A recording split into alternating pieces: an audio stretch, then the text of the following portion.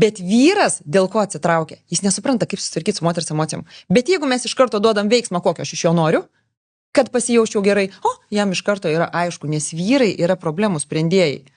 Kai aš matau, ar ne, kai tu išeini ten su draugais, dar kažką, viskas ok, faina, bet aš supratau, kad man trūksta laiko dviese. Ar norėtum susiplanuoti kiekvieną savaitgalį kartu ar ten kažką?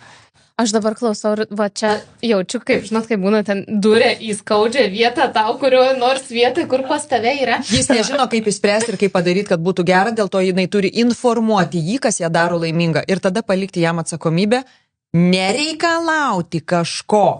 Va čia dar vienas yra, kokiu būdu moteris išsakys, ko jinai nori. Ar per bumbėjimą, ar informavimą. Bet man ne šito reikia. O ko?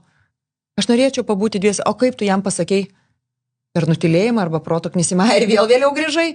O tikrasis poreikis, pabūti. Ištikimybės grįžta ilgai ir laimingai. Ar tai įmanoma, ar ne?